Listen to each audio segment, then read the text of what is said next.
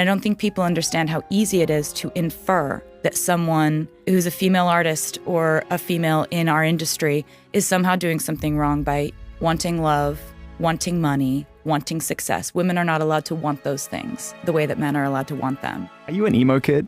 I was actually at the most emo dinner party the other night because Brendan, Yuri, and Sarah, his amazing wife, had me over.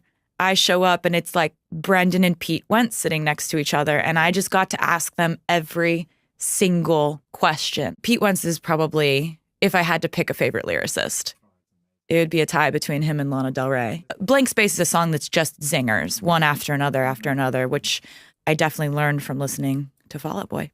Congratulations, first and foremost, on the success of Lover, because there's no guarantees, even for someone as successful and talented as yourself. Every time you release music, you open it up to the universe, and you hope it's discovered. Yeah, and actually, an interesting dynamic happens between you and your previous work, and it happens as soon as you put out your second record. Everything you do is a standing ovation on your first record, if you're having that breakthrough record. And then you put out your second body of work, and then you realize that everything you're putting out now is being compared to what they liked about your first record. But then you put out the third one, and then it's compared to the first two. Then you put out the fourth one, then it's compared to the first three, and it goes on and on and on. By the time you're at album 7, you have such a strange, convoluted relationship with your previous work because you're like, damn it, All Too Well was a good song. And I knew with this album, it was like something that was almost a return to form. Like Reputation was such an important record for me because I couldn't stop writing. And I needed to write that album, and I needed to put out that album, and I needed to not explain that album. Because another thing about that album was I knew if I did an interview about it, none of it would be about music. And this entire Lover phase of my life, there's been no distraction from the music. Because you're in a place where you're actually telling a very personal story, or telling something so personal to you that someone else's opinion, be it brilliant or otherwise, could only cloud that, really. Yeah, and I thankfully work with really wonderful collaborators who, Jack is amazing. Like when I bring in a song that I've written 100%, some producers will not, nowadays, some producers will not produce something that they didn't have a co-write on. We really haven't figured out a way to compensate the creators. And that's something that I'm always going to be very vocal about until I feel like it's fixed. I definitely want to, when I write a song 100%, I want credit for that. And I think that's fair.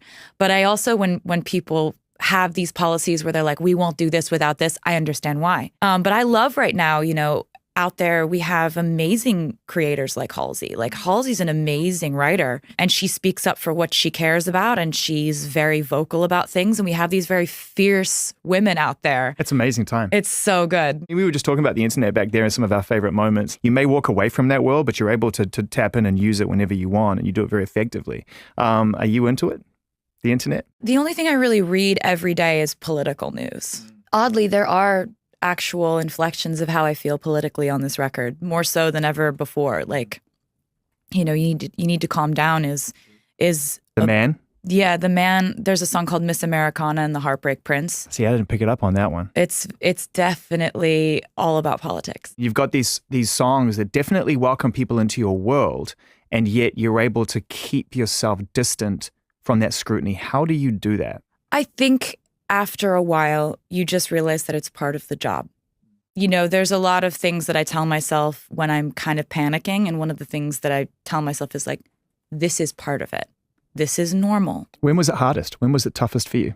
This has happened several times. So I can't, when I was 23 and people were just kind of reducing me to kind of making slideshows of my dating life and putting people in there that I'd sat next to at a party once and deciding that my songwriting was a trick rather than a skill and a craft.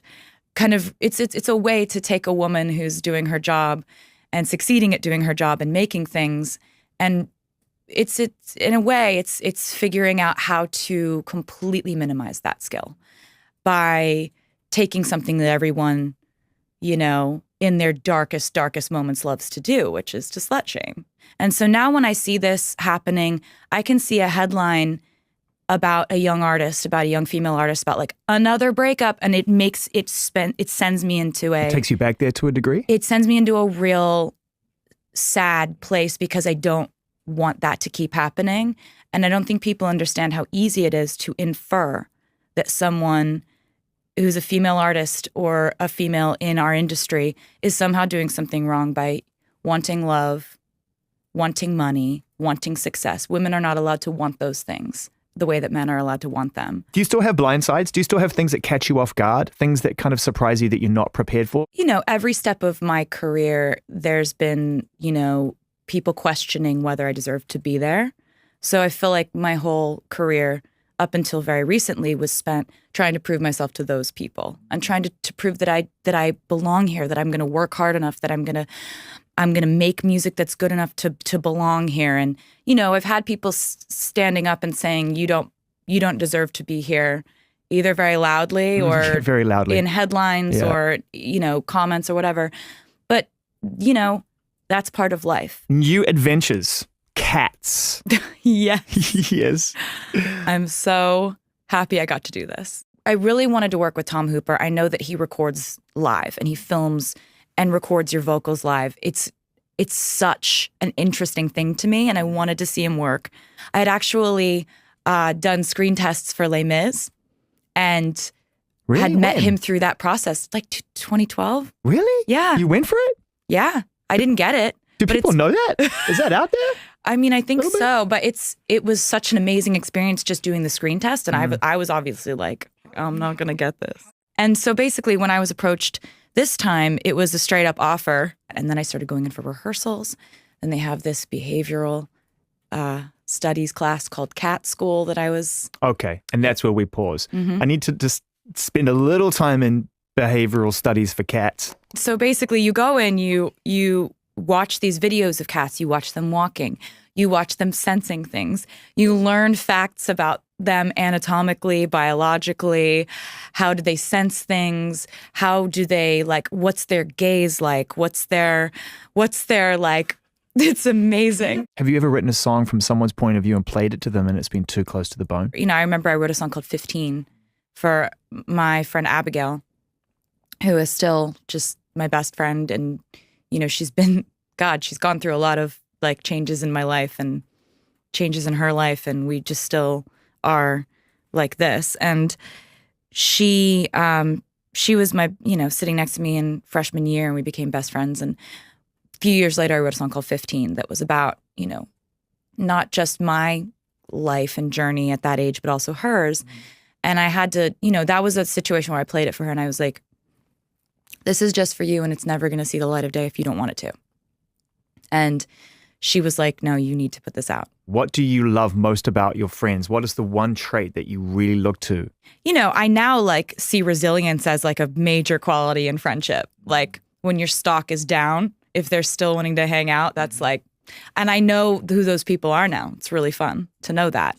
Celine is one of those people. Oh, she is. And by the time we start to put this out, there'll be music. It's just, I'm so proud of her. She's been through so much. I've watched so much happen in her life. I'm 100% convinced this is the best thing she's